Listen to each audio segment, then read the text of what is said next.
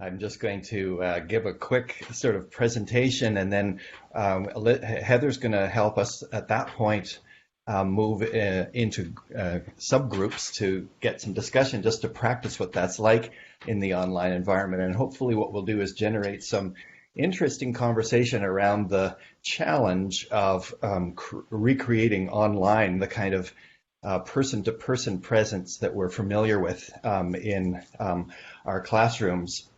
It's interesting to take on this presentation. It made me feel like a student who's been assigned a class project. Here, you do presents.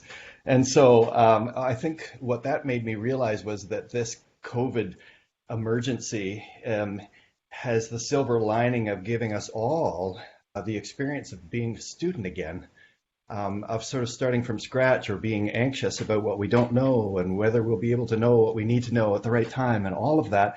And so I think whenever we're feeling that discomfort, one good idea is to just go, okay, this is what my students feel. What would what do I want most right now? And that's what my students will be wanting. And so if we take notes from that, we can then start to provide those supports in our own courses. And so in May, when I was asked to sort of propose a topic, I took this one partly to get myself thinking about it and to get prepared so that I could start working on my courses before July came. So that goal has been fulfilled. What I want to do is just step back, first of all, and remind ourselves what it is about presence that we are looking at here. For most of us in traditional pedagogical environments, presence, actually being in the classroom, is the centerpiece of our teaching style. And so that's why it causes anxiety to think of losing that. So for me, for example, in the context of English literature, a class, a lecture discussion in English literature gives me a chance to come into the class with a kind of energy and model in an impromptu kind of improvisatory way the attitude that I want my students to take to the material, the enthusiasm, the responsiveness to each other, the mindful listening. And all of that exploits the way person-to-person in the same room presence has a kind of intensity, yes, a little bit of awkwardness or scariness, even like being on stage, but also a kind of magic, because being person to person, face to face in a classroom creates a kind of, I'm convinced at any rate, a kind of consciousness field. Our minds are all in the same room and we're sort of on a wavelength. And so that makes possible a whole bunch of things that wouldn't be available online. The kind of idea, for example, of starting your class with some deep breathing to get everyone's heart rate down and oxygen in their brain, to practice mindful listening in think, pair, share scenarios where we're actually able to turn to another person and be in the presence of their body and mind, really, in order to make that kind of magic work. So the question then comes up, how to translate those elements of our teaching into an online medium, or how to replace them with other kinds of presence.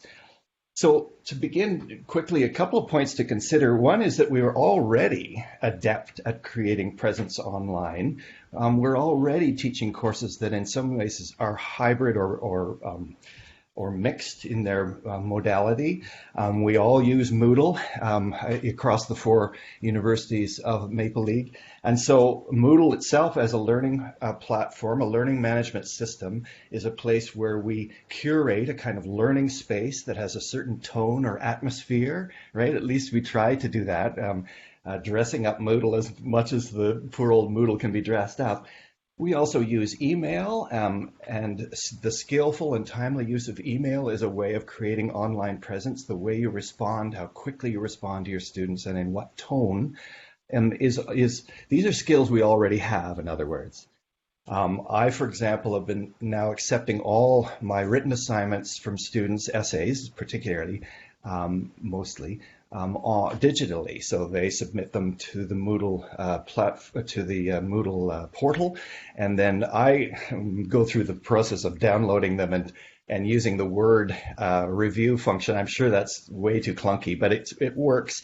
And what it means, though, is that I'm only handling their writing digitally and virtually, and I never see paper. So that also, though, is a way of creating presence, because in the carefully curated formative feedback that I offer them on those assignments, I'm establishing a kind of presence, a, a, a flow of communication. So another important point that we want to consider as we approach the question of managing presence online is that this opportunity, in a sense, to move our courses, this challenge rather, is an opportunity because it forces us to rethink our pedagogy from the ground up. At least that's what I've been finding. And so I'm trying to look at that as a good thing. I realize that up till now, I've been kind of relying on the magic of face-to-face presence to kind of get away with not doing some things I've always known I should be doing, such as soliciting formative feedback on a regular basis. I just don't do that, and I know I should be. I've never actually formulated my learning outcomes as carefully as I think I should. I haven't clarified my expectations for how students should manage online discussion as clearly as I should, partly because the focus of my course has been the classroom experience, and I've put all my energy into that. So this challenge that we're facing now is actually an opportunity, I think, to become better teachers. And so that's at least one positive way to look at it. And certainly then, in that vein, I undertook this particular presentation just as a way of understanding better what I mean by presence. And in doing the research for today, because I couldn't just wing it, I had to, of course, look up a lot of stuff. And I think it's actually deepening my understanding of what presence actually means. So, for example, I came across, and this is, by the way, through the Lethbridge College course that's online and is available free, actually, to all of us until the end of June. So there's still time to hook into it. It's on the Canvas platform. It's called Facilitating Online Learning, and it's a generous gift from the Lethbridge College people. So I've been working through that course, and in the midst of that, there is a reference to the community of inquiry framework and their understanding through research of what presence means. And they've come up with a model that suggests that there are actually three kinds of presence, not just teacherly presence, which is what we've been talking about so far, but also social presence and cognitive presence. And I believe that Heather has posted the link to this if you're interested. So what we usually think loosely of as online presence is actually an interaction between three different kinds of presence that overlap. Fascinating.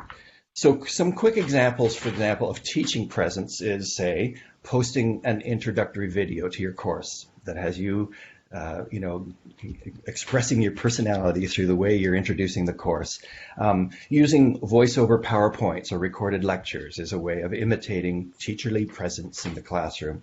Offering weekly checklists and check-ins and weekly announcements, and perhaps in the form of short videos as a way of keeping students engaged and up to date with what they need to do, and say offering virtual office hours. So that's an example of what we would normally think of presence online.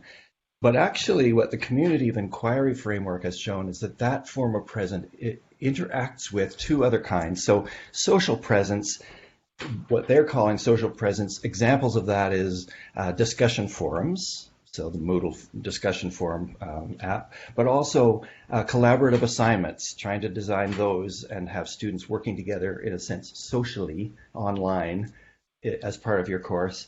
And perhaps also creating a space on your page for students to post links they've discovered to the coursework and interacting, just chatting about that kind of thing informally, but developing a community of practice, a community within your course, right? A social presence. And examples of cognitive presence, that is the third of these forms of presence that the community of inquiry framework has identified, is a good example is just the learning outcomes for your course, and how you've aligned those with the assessment tools of your course, the key terms or concepts of your course, the sort of vocabulary or discourse of your course, and also identifying and carefully addressing the threshold concepts of your discipline and of your particular course within that discipline.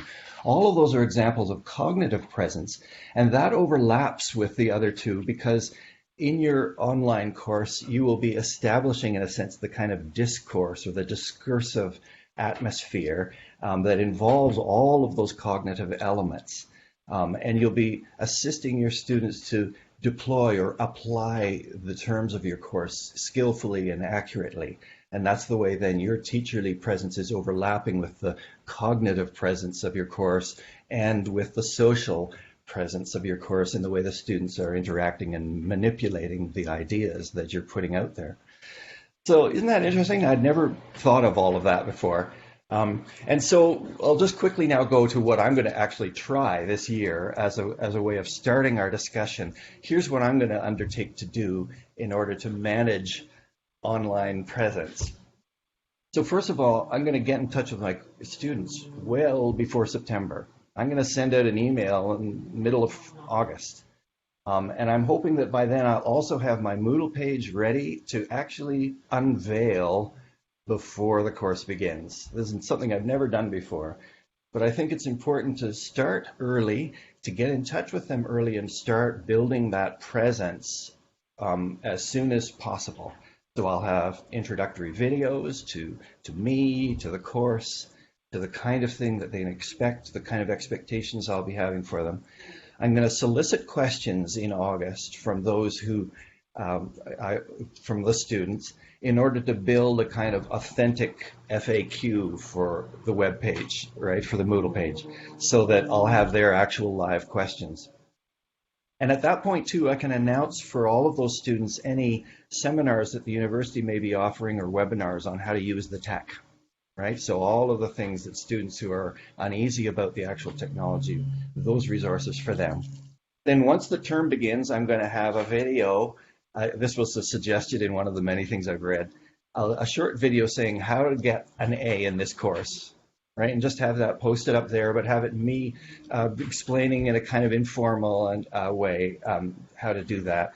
I'm planning every week to present in a form of a short little video an overview of what's expected, what's going to happen. Even if that gets repetitive, I want to just have a regular pulse of sort of appearance and reminders, right? And any announcements.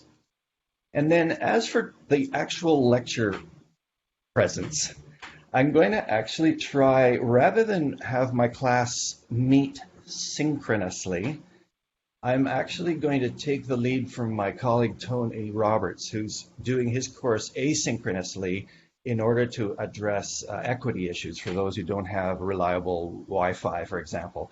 So in other words, I'm going to try and post then my lectures in the form of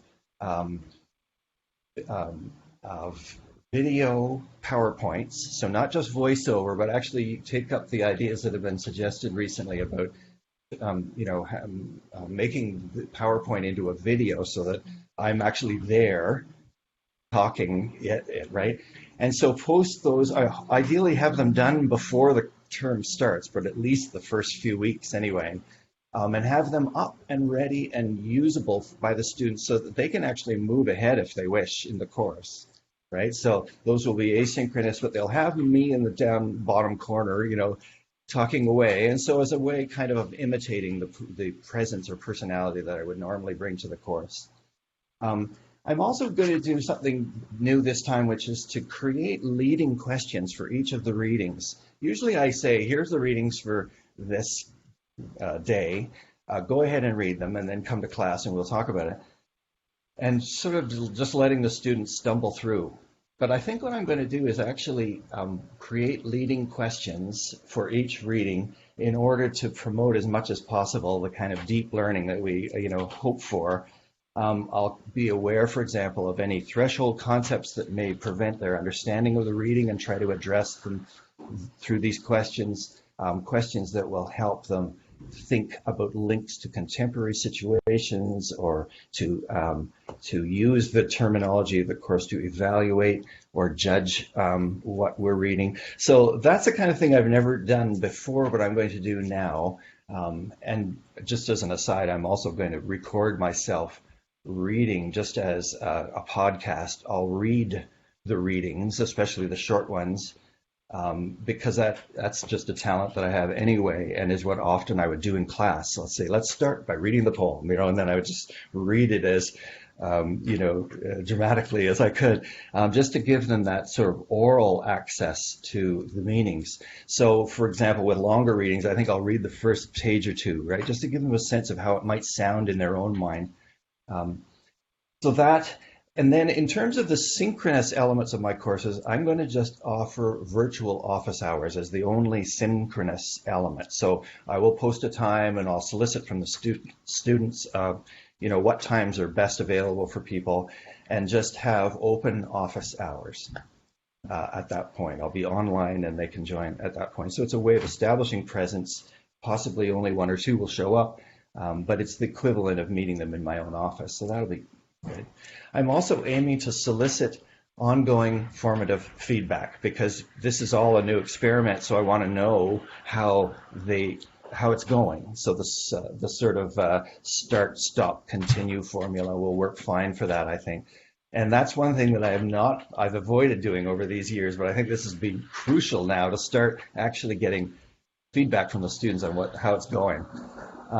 And then finally, I'm going to just change my approach to the discussion forums that I've always used on Moodle, partly because I'm not happy with the way it's gone usually. And what I've done is just set up a Moodle discussion forum and said, here's the readings, post your views of the readings. And it's just not been enough. And only half of the students ever participate, and they even admit that it's awkward and such.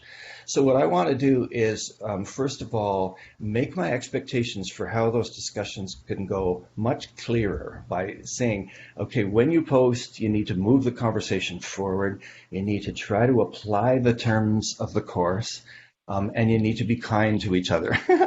And then I'm also hoping to separate the class into groups. And so the discussion forum, they will only ever be with sort of like a learning team in a way. So it's a smaller group and therefore more encouraging of establishing that kind of social presence that we're hoping they will develop in our courses.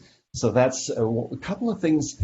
And then the jury is out as to whether I should be participating in those discussion forums. The best advice I've heard is that for the most part, that's where you do not want to be, where your presence should not be. They should be allowed to sort of feel free to talk amongst themselves, kind of thing. But that at the beginning of the course, it might be good to monitor and selectively or strategically intervene if there's a sort of a bit in any way that seems appropriate. And then otherwise, just to monitor, and then if there are issues or problems arising, to address those in particular. And so finally, the only thing other that I'm tentatively thinking of is doing badges. I'm not sure whether that is an important aspect of creating presence online, but it does seem to be an interesting feature of the course, so I'm going to try for that. And so now I thought what we would do is to break up into little subgroups, and to discuss basically what some of the ideas that I've come up with as for how to create and manage presence online, possibly by using some of the key terms that I've introduced here. And from that, if there's someone from each of those groups that would be willing to then bring back a summary of what's been said, afterwards, that's what we'll do. And then we'll just let that guide us to what else we want to talk about.